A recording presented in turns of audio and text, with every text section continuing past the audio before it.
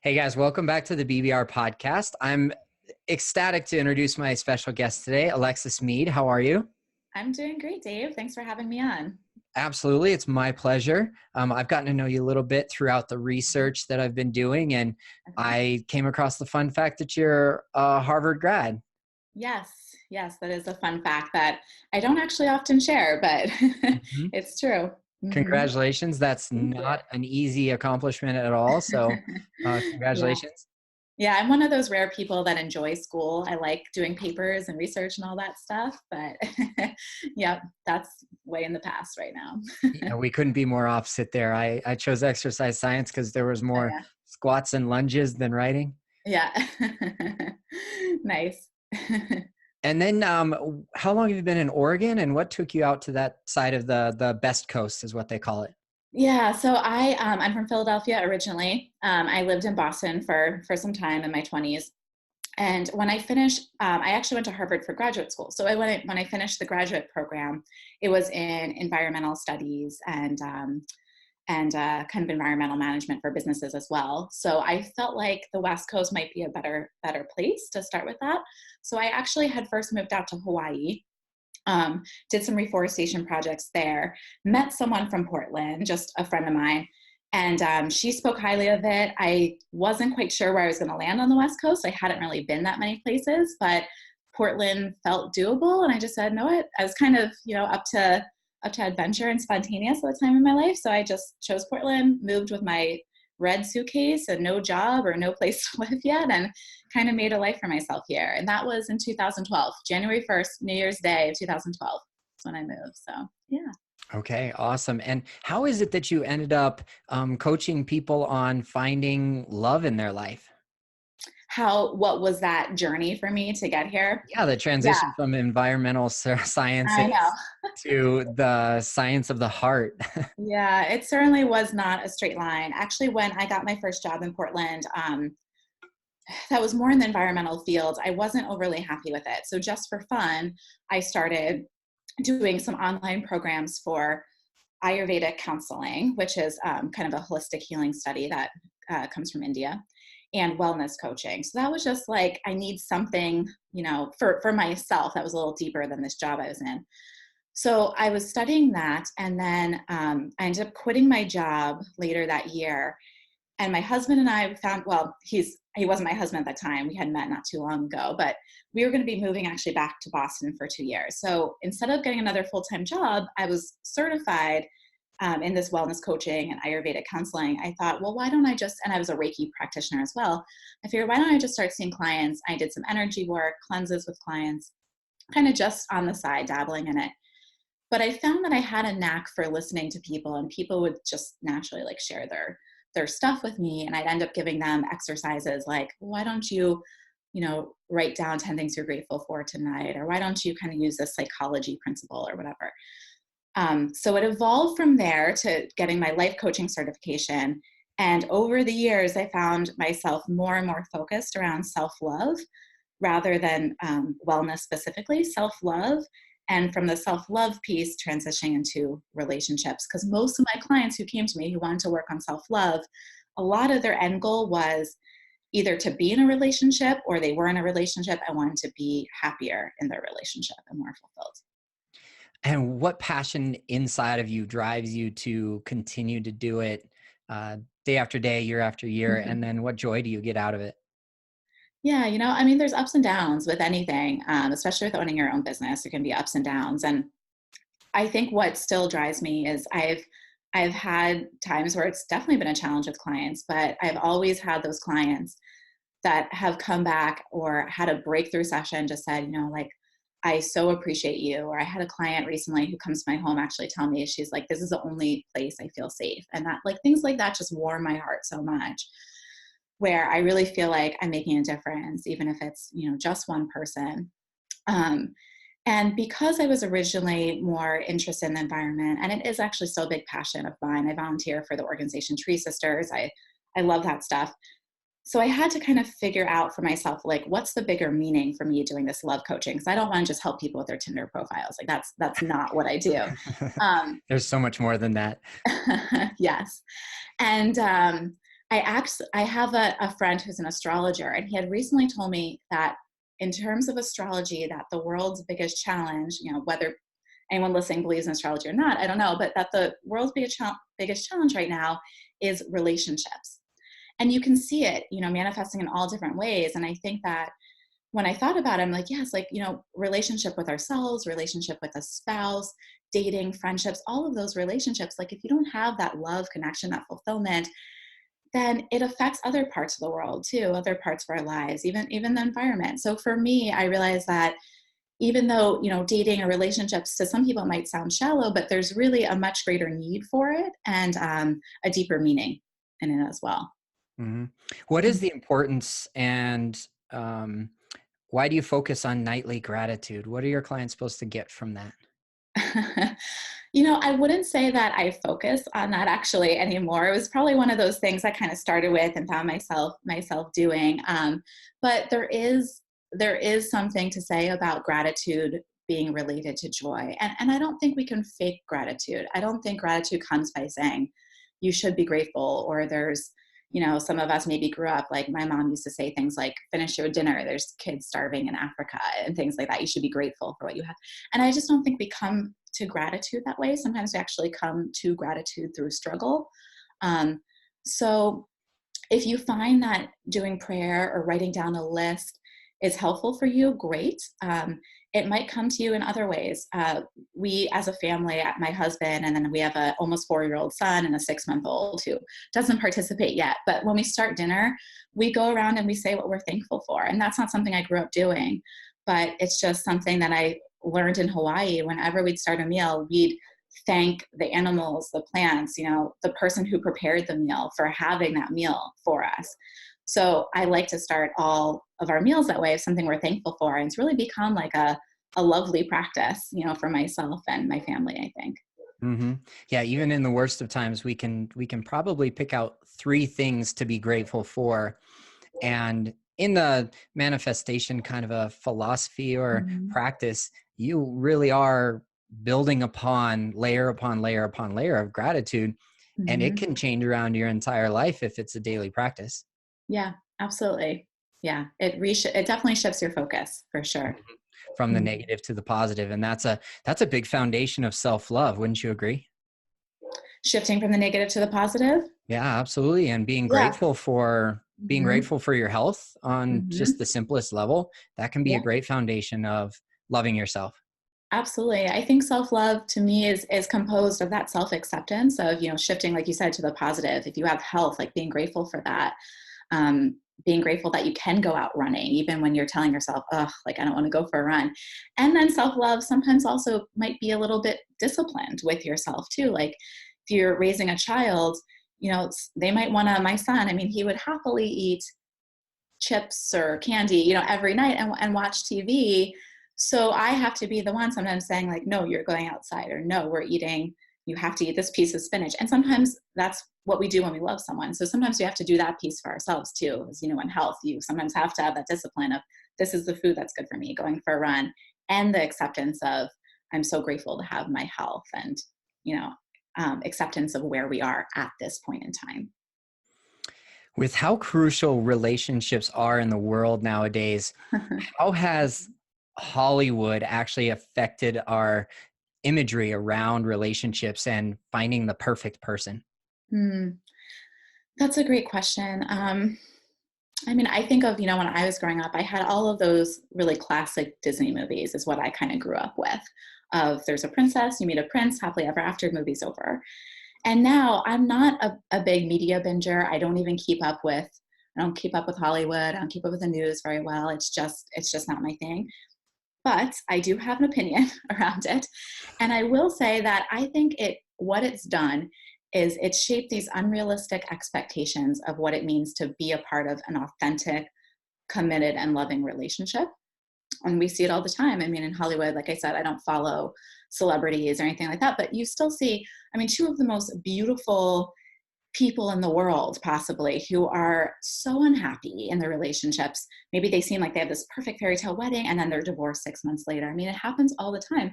So you think, okay, well, if it's not just being really attracted to someone or being with someone who you might think this is the perfect person, or if you saw their face on a Tinder profile, it's like, oh my God, like I'm so attracted to this person, or how would the world view me if I was with this person? I would look so good. Maybe that's part of it.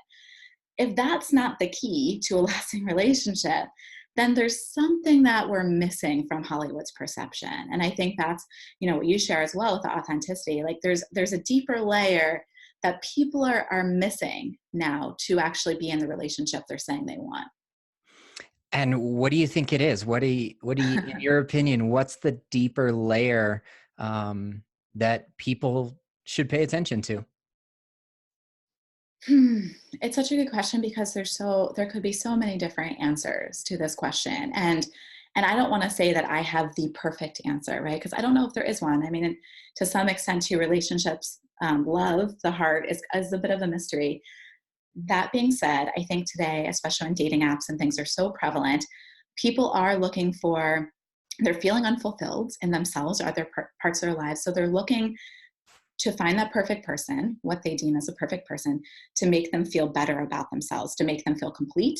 Maybe they may want to make other people feel jealous. Maybe they don't even know that, but it's kind of an ego thing coming up. They're swiping crazily through Tinder, getting those hits of dopamine, feeling a sense of emptiness from it, but addicted to it in a way of looking for that perfect person. And it's usually very shallowly based. It's usually very looks based. If you go out on a few dates, oftentimes, my clients will admit to me that they're looking for the faults right away. What's wrong with this person? Because they can go back on a dating app and find someone else. So I think the deeper thing is we're looking so surface level now that we're not realizing what's feeling empty within ourselves, being able to be present with that and finding a way to fill that. And then when you come together with a partner, I don't believe there's such thing as a perfect partner, but when you come together with a partner that, might be a great fit for you, opening your heart and being vulnerable to them, like their faults included, and letting them see the same, and having like this dual commitment to growing together, to, I don't want to say making the relationship work because some aren't supposed to, but if you're committed to the relationship, you're committed to growing together and improving the relationship. I think that's the deeper thing that's missing. I completely agree. So, Mhm. a growth mindset kind of leads us to long-term lasting love is more of a choice than a feeling. I think so. And I think so. the choices that we make every single day are what proves it to ourselves that we're capable of love. Hmm. Hmm. Yeah, absolutely. And in a Yeah. way, that can do a lot of good for our self-worth and the foundation of self-love is if we make that choice every single day that aligns with our values Hmm. so Yes. that we can be happier long term. Right, right, absolutely. Um, when you said it's more of a choice than just a feeling, I was actually just talking to a client about this the other day, and I said, obviously, other than talking to so many people about this, the way I've come to that in my own life is when I was really young and fell so hard in love for the first time with someone I thought was perfect, and in some ways, he really was to me in my eyes when I was 18, 19 years old. Um, and I found them attractive, and it was that amazing feeling. And if even that could shift with this person, we were together on and off for about 4 to 5-ish years. If at times in the relationship I just felt like I'm not feeling it, or I'm not attracted to them, or I'm bored, and then then the feeling might come back at times in our relationship. But I said, if even in that time when I was so in love, so attracted to them, so young and hopeful, if there was times with that same person I could feel like, I don't know, I'm not really feeling attracted to them, nothing changed about them, then to me that showed this is a feeling. And the feeling might come and go. Attraction might even come and go. And that's okay. And when we still make the choice every single day to be committed and to be authentic and to focus on ourselves, Hmm. because it starts with us, then Hmm. we have more success in a long term relationship. Hmm. Yep. I think so. Absolutely. I think those are a few key pieces of the puzzle that I've put together over the last now it's a year and a half of hosting the podcast. And Okay. Uh-huh. I couldn't be more grateful for Yeah. the community of people like yourselves to come and actually spend time with me talking about it. Because I may be a tad obsessed with modern relationships. Okay. Mm-hmm. And we chose the foundation and the platform of authenticity for a good reason, because authenticity starts with us. Mm-hmm. And is there a piece of authenticity that hinges and is kind of dependent on transparency? On transparency, Mm-hmm. tell me just a little bit first before I answer the question. What do you mean when you say transparency? Yep. And I think that's why I ask, because we're going to be able to challenge each other here on this topic. Yep. But transparency is not airing out all your dirty laundry in the first 3 dates, right? Mm-hmm. Mm-hmm. Transparency is, in a healthy way, communicating what your needs, desires, goals are for the relationship when you're with somebody else. And then also, transparency includes not lying by omission. Hmm. Mm-hmm. And I bring up that because it'll segue into my next question. But if any Okay. thoughts came up for you when I described transparency, what would you come back at me with? With transparency, no, Mm-hmm. I think the first two things you said I completely agree with. That transparency doesn't necessarily mean giving all the details about your life or your exes or everything on the first few dates, right? Because there is something to be said to me about old fashioned romance. And a little bit of that starts with some mystery. Like you have to kind of build a little bit of mystery there, I think, to kind of build the attraction and the fun in the beginning of a relationship. That being said, of course, a lot of clients now, because there is social media, there's so much transparency, have said, well, at what point, might I want to say, like, what are your goals? Like, are you looking for a long-term relationship? And I do think that's important. I mean, there's got to be a point where you want to say, okay, I'm not going to play games with someone. I mean, there's, like I said, you want to have some romance and mystery, but you also want to feel comfortable enough with someone and allow them to feel comfortable in return to share what they're looking for in life, what they want from a partner, what they want from a relationship. And you don't need to make it like, I'm looking for a relationship or else goodbye, if we're not on the same page. But it might be, these are my goals. Maybe I would like to get married someday with the right person, and kind of share with that what that might be like. And with my husband, that was really important for us in the early stages of our relationship. We, at some point, I don't know, maybe a few months in, started having more of these conversations. I can still remember telling me that he didn't want to have kids, and I knew I did. He had been married once before, um, and I was worried about that. Like, but if I had immediately just said, "No, what, screw this person, goodbye, we're on the wrong page," then it wouldn't have led to the amazing marriage we have now and us having two beautiful children, which he turned out he did really want. He was just afraid after having gone through a divorce a few years before. Mm-hmm. Yeah. So fear is something that holds all of Mhm. us back in relationships. What was it about the safe space that you guys created together that allowed him to be open to something new, like having kids with you? That's a really good question. I mean, I think that safe space is so important because I think what happens is we say, okay, well, I want to be vulnerable. And we expect maybe to be in transparency that we can share certain things with someone else. But then if they were to share certain things with us that trigger us, we all have different kinds of reactions, right? We might shut down. We might get angry with the person. We might criticize them for their thoughts or beliefs. So I think creating that space is really, showing someone, not letting them know, but actually with your actions, showing them that when they tell you something, even if it's something that maybe they're a little bit worried to share with you, that you are a safe person to share that with. And that might just be listening, like biting your tongue for a little bit, even if you don't agree with their point of view, biting your tongue maybe for a little bit and showing them that you are willing to listen and have a mature adult conversation about it without just triggers and reactions. Hmm.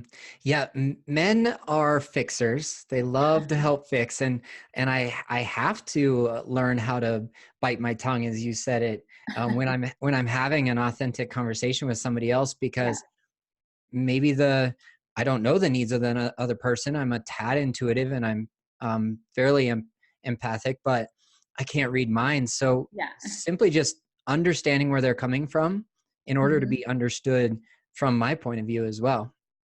Hmm. Absolutely. Yeah. That's something my husband's always said. He's like, I'm not a mind reader, like and sometimes women do this, right? We say, well, you should have known. Hmm. Um, but no one should have known. I mean, you can't know unless you share with them how you're feeling or your expectations or what you want. So yeah, Hmm. absolutely.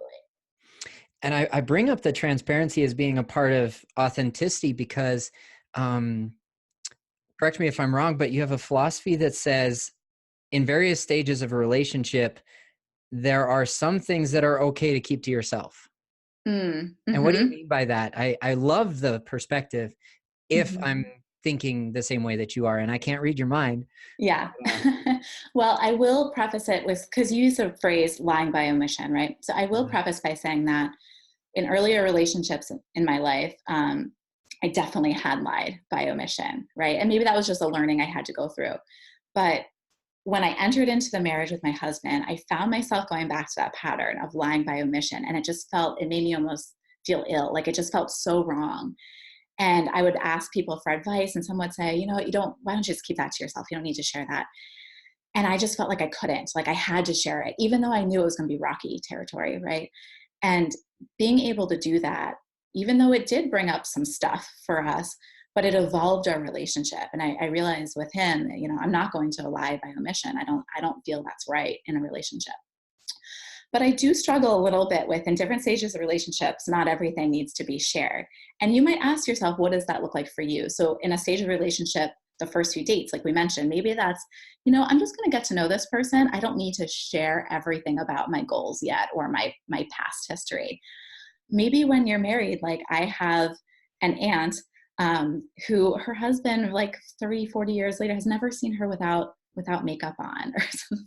And to me, I'm like, that's crazy. Like, how's that vulnerability? But at the same time, there's part of me that's like, there's something kind of romantic about that. Like she cares about, 40, they're in their 70s now, like how she looks to her husband because they're in love. So it's going to be different for each couple. That was just like kind of a silly example for me to share, but there might be things like that in your marriage that you feel like, you know what, these are kind of some private things, whether it's more like, hygiene kind of related things that I want to keep to myself to keep our marriage in this certain state or certain space. So that's all I meant by that. mhm. Yeah, I think that hygiene is actually a really good example of something that is private and it can be kept to yourself. Like you'll hear of the first time somebody, pees in front of their partner or whatever. And sometimes that's just not necessary. And you said Yeah, the to keep the spark alive, it's right. maybe better left unsaid. Yeah. Or undone, I guess, in that case. Yeah. And maybe not for some people, but I have worked for Tony Robbins for a bit, coaching his clients. And to quote him, something he said was, if you treated your relationship the way you did at the beginning, there would never be an end. So I think kind of going off of these examples, it sort of relates back to that quote. Maybe there's something to be said Yeah. about that in certain areas. In Yeah. certain areas, of course, because if you're both committed to continually growing, then we can't necessarily stay within the first part of our relationship. No. Yeah. Because I then agree with that. a personal experience of mine is like somebody was hesitant to get into a relationship because they were afraid of losing certain freedoms that they had, like Hmm. seeing friends whenever they wanted to, or Yeah. it was kind of like on their terms. Hmm. And my counterpoint, not that I was arguing a point or anything like that, Hmm. because everyone's perspective is valid to themselves, but I believe that there's a whole lot more freedom in a long-term relationship than outside of one. And the reason I say that now and today in our conversation is because Hmm. when we're not authentically telling our partner the truth or telling ourselves the truth, then there will Hmm. be that anxiousness in our stomach and like an ill feeling, Yeah. and it'll just eat away at us until we actually address that with ourselves or with our partner. Right. Right. Yeah. I can really relate to the person that you were speaking to. And my husband very much knows this because I even built it into the vows that I wrote that he allowed me freedom in a relationship because I had been freedom's really important to me as well. I enjoyed being single. I like dating, but I also enjoyed being single because I would travel all the time and go out whenever. And there are things I miss about that. And that being said, I'd been in relationships where I felt like my freedom was a little bit trapped. Like either the person I was with was a little bit manipulative or a little bit controlling, or jealous, different things that didn't allow that for me. And actually, what most attracted me to my husband, which maybe would help the person you were speaking to, is like not all relationships maybe allow the freedom that she's looking for. But I was attracted to my husband because I realized actually I tried to break things off with him in the first few months. And he was so like, okay, it wasn't like I'm going to control her, I'm going to manipulate her to get her back, or it was nothing like that. It was just like, I want you to be happy. Great. Like, let's still be friends. Do you still want to meet at the dog park next week? And I was like, well, what? Like he allowed me my freedom. And when I realized that, I was like, this is the person, because I feel the stability of a relationship, but I still feel free with the authenticity of our relationship. Mm-hmm. Yeah, I like that when a secure person can say that to their partners, like, Yeah. you know what, I accept you for who you are, and I'm not attached to the outcome that I had built up in my mind over the first 2 or 3 months. And Right. um, being a part of the authenticity of a modern relationship is managing your own expectations. And a Mhm. lot of that has to do with this imagery that we've built up in our minds of how it's supposed to go. Yeah. We're supposed to look, right? Yeah. Yeah. And an expectation of how it's supposed to feel too. Yeah. Like, it's True. not always going to be a slap you upside the head kind of stars and fireworks on the first date. Right. Sometimes you actually have to grow into that because of um, maybe the guard that you and your husband each had, or Mhm. it was just simply a growing into spending time with another person who's new to you. Yeah, yeah, absolutely. No, I think actually, I love that point that you made. I think that's so true.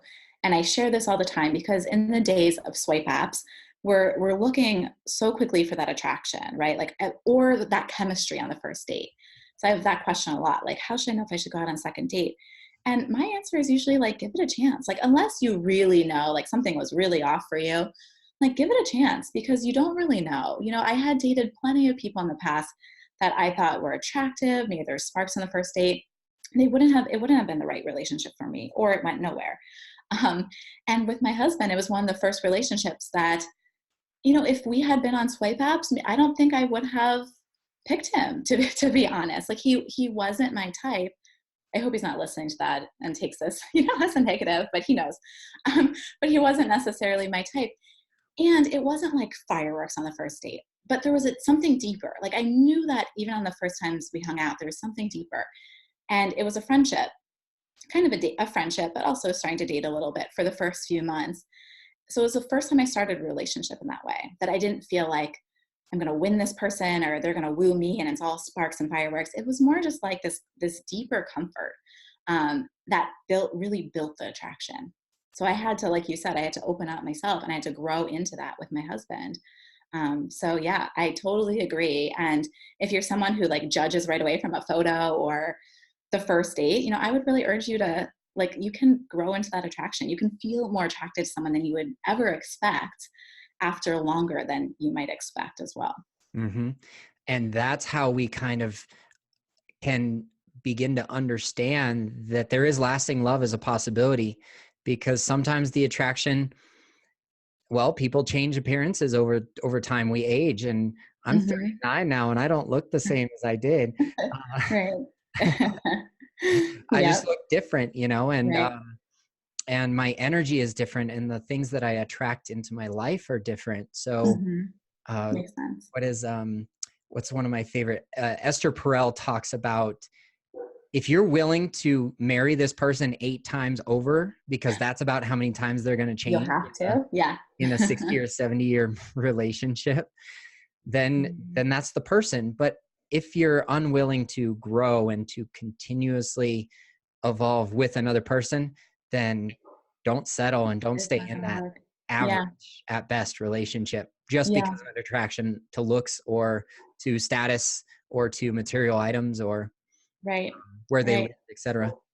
I hadn't heard that by Esther. Yeah, I love that. Yeah, she was in an interview on Dax Shepard's podcast, I believe, is where I Oh heard yeah.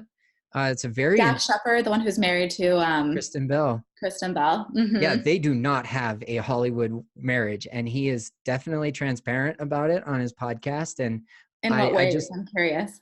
I love the reality that they live in because Huh. he's open about his addiction and he's open about self-sabotage and he's very self-aware now. Mm-hmm. And without that self-awareness, their marriage never would have lasted.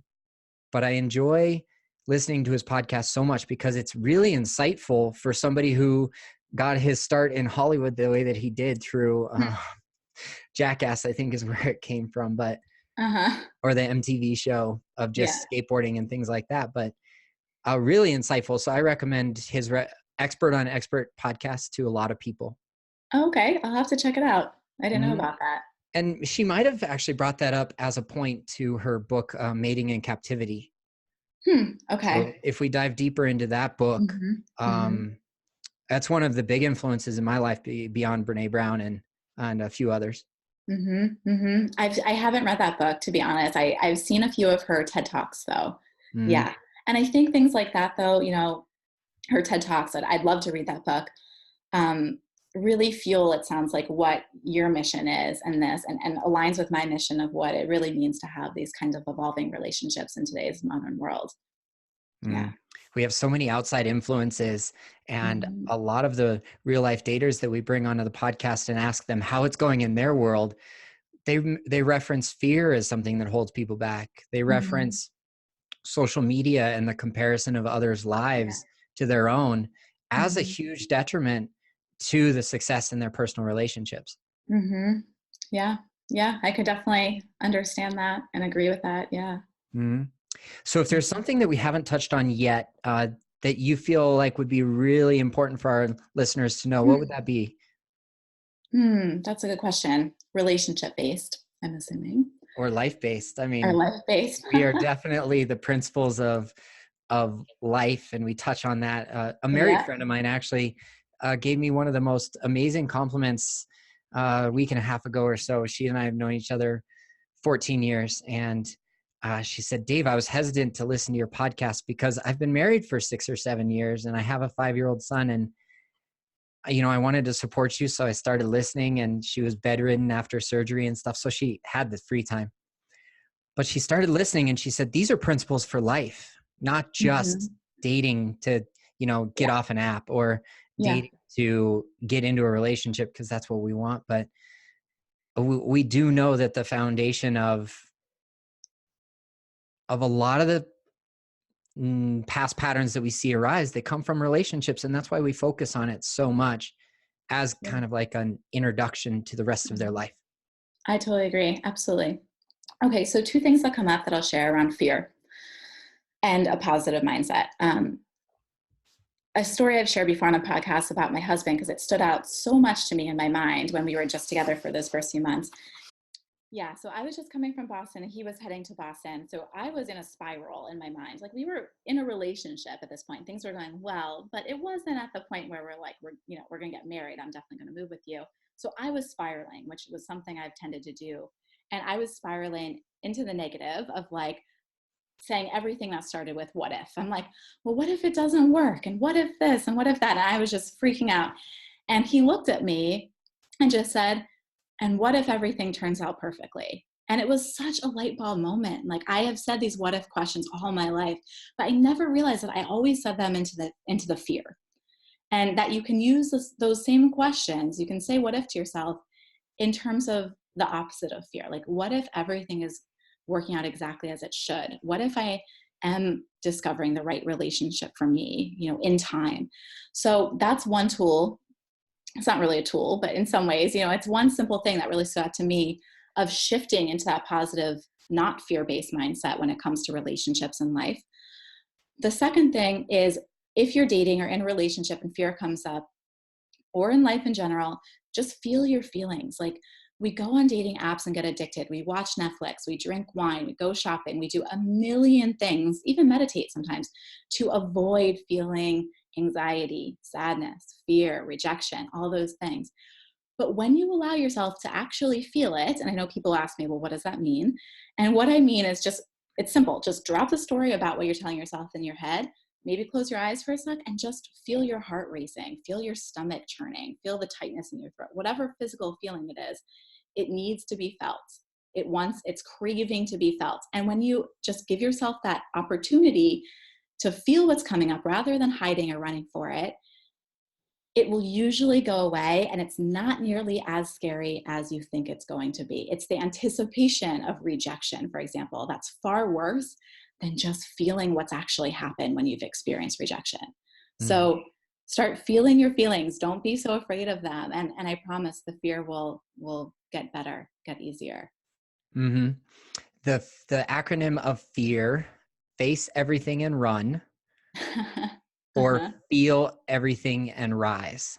Mm, It's something that is always in the back of my mind, because the fear of starting a business, or the fear of taking the leap of asking out a crush I've had on for 7 years, and mhm. um, she's told me no a few times before that. But Okay. that's just one example from the last Mhm. year or so. And I won't run, Mhm. it's almost like I'm oblivious to the consequences if I face everything and rise. Mhm. I love that. I Hmm. love that. So face everything and rise is what you choose to make as the acronym. Yeah, Absolutely. Instead that's of beautiful. fear, or instead of uh, face everything and run, maybe it's Yeah, feel everything and rise. feel everything, right? Okay. Feel everything and rise. Yes, I got mean, it. when you're facing your fears, you definitely want to face it head on, as opposed to skirting the issue. And um, I believe that there's a whole lot healthier and more authentic uh, self-worth and self-respect that comes from that. Mhm. Absolutely. You have to build it, right? You have to build that self-respect from self Oh, it's by certainly not innate. That's right. facing those fears. Yeah. Yep. Yeah. Mhm. So if your message resonates with people, what's the best way to get for them to get a hold of you? Yeah, so just head to my website, alexismeads.com. I have lots of great resources on there. If you want to go directly to alexismeads.com/gift, I do have a little downloadable gift on there for you. So you'll just enter your email, and I'll send 3 videos to your inbox. And they're each kind of just mini digestible lessons on a lot of the things that we talked about and overcoming those fears in dating and moving towards the right relationship. Yep, I signed up a few weeks Great. ago, so I'm still getting your emails. Awesome. And what do you say in the next 6 to 12 months? We just follow up and we say, hey, it would be great to hear where you're at then. And if there's any updates, then we can share it with our community. And I really appreciate your time. Yeah, that sounds great, Dave. Thank you so much. It's my pleasure. Thank you so very much.